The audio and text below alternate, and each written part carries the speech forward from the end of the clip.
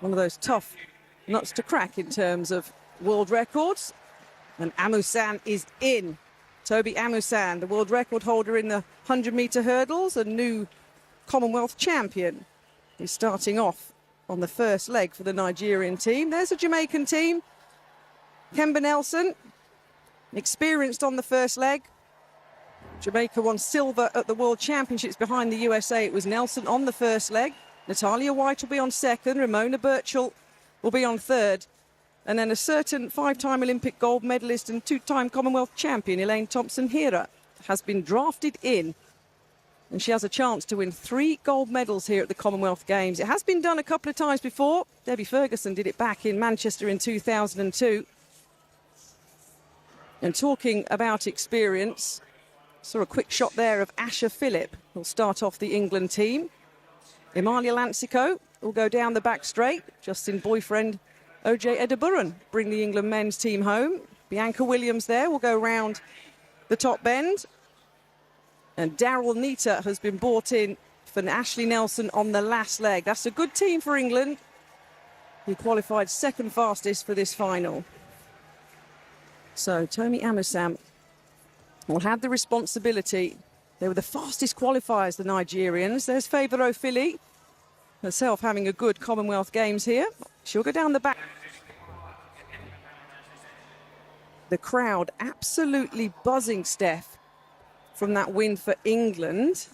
And now we're going back again onto the track for the English team to try and do it again. But we've just seen some of the athletes in the teams here. It's a tough ask, especially when you're bringing in Thompson-Herah. Well, it's interesting. I love it when you get to the final and they, as you say, they bring in their heavy hitters. And so no matter what we saw in the heats, we don't actually know what's going to happen in the final. And as we've just seen, you've got to get the baton. Anang. India will start in lane number 7. Really are having a great Commonwealth Games. That triple jump goal by Paul just a few moments ago. Chand Das Nanda Yaraji. And then there'll be a roar for Jamaica in 6. Their nation holds the Games record. Silver in 2018 behind England. Kemba Nelson is ready.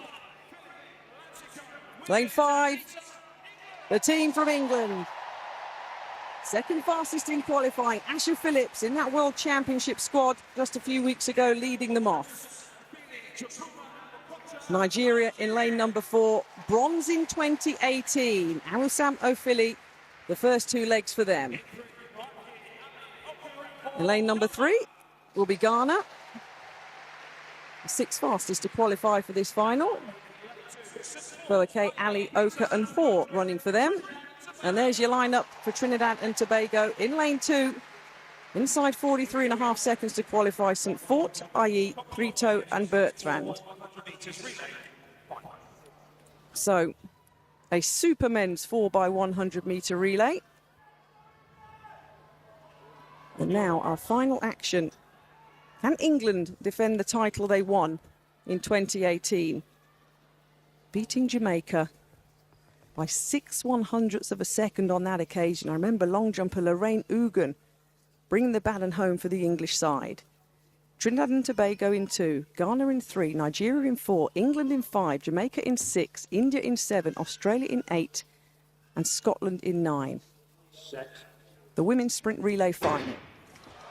It's a clean start as well. Amusam getting out nicely in lane number 4, as expected. India going well in lane number 7, Australia in lane number 8 too. This is good running by Nigeria in lane number 4. All look pretty safe on the changeovers. Imani Lancico flying down the back straight, as is Favour Ofili of Nigeria. Second changeover, hands held high.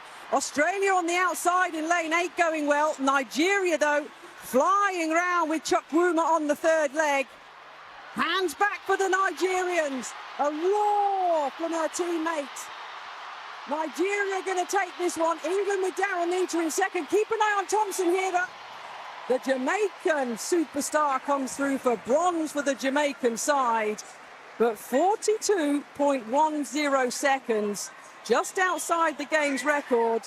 I was actually reading a quote by Favour Ofili, and she was talking about what the difference is. And she said, the difference is we now believe in ourselves. We believe we can compete. with the rest of the world. And I think that performance by their relay team just highlights the mentality that is going through that team right now. Well, it's a national record, so you can't do any more than that.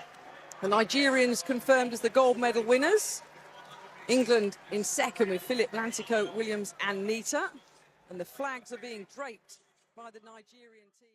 The women's 4x100m relay final at the 2022 Commonwealth Games unfolded as a thrilling and closely fought contest, highlighting the impressive sprinting depth across the participating nations. Team England, eager to retain the crown they captured at the 2018 Games, brought a formidable squad to the track: Asher Phillip, Imani Lansiquot, Bianca Williams, and Daryl Nata. Entering the final with the second fastest qualifying time, the English quartet looked poised to extend their supremacy within the Commonwealth ranks. Jamaica, long considered a powerhouse in global sprinting, fielded a high-caliber lineup featuring Kemba Nelson, Natasha Morrison, Ramona Burchell, and Olympic icon Elaine Thompson-Herah anchoring. Despite their individual brilliance, including Thompson-Herah's 5 Olympic golds, the Jamaicans encountered technical issues during baton handovers, which compromised their rhythm. The absence of 2 major stars, Shelly-Ann Fraser-Pryce and Shericka Jackson, also weakened their usual dominance, leaving gaps in their overall cohesion. The surprise of the night came from Nigeria, who shocked the field with a stellar performance that culminated in a new national record. The Nigerian squad, with Favour Offaly delivering speed down the backstretch and Toby Amusan executing a powerful third leg, nailed their baton exchanges with precision. Their confident execution was no accident. Offaly later emphasized the team's growing self-belief and its crucial role in elevating their performance on the international stage. Their victory in 42.10 seconds, just shy of the Commonwealth Games record, marked a historic milestone for Nigerian sprinting. Although England mounted a fierce challenge, with Daryl Nata closing strongly on the anchor leg, they ultimately had to settle for silver. Their disciplined baton work and tactical execution kept them in contention, but they lacked the explosive finish necessary to topple Nigeria's lead. Jamaica secured the bronze, as Thompson-Herah made up ground on the final stretch but couldn't bridge the deficit. The result fell short of Jamaican expectations, particularly after missing out on the title in the previous Games. This outcome underscored areas in need of attention for the Jamaican team. Unlike some of their rivals, Jamaica often leans heavily on star athletes instead of developing a well-drilled relay unit. This reliance can prove costly when facing teams that emphasize teamwork and efficient baton passing. To reclaim gold in future competitions, Jamaica must prioritize relay-specific preparation and ensure that their top talents are both healthy and committed to the relay cause. Looking ahead, hopes are high that key figures like Fraser-Pryce and Jackson will be available for upcoming championships, enabling Jamaica to compete at full strength. With more strategic relay planning and improved teamwork, the island nation can regain its spot atop the 4x100m podium. Until then, Nigeria's breakthrough win signals a new era, establishing them as a major threat in the world of sprinting relays.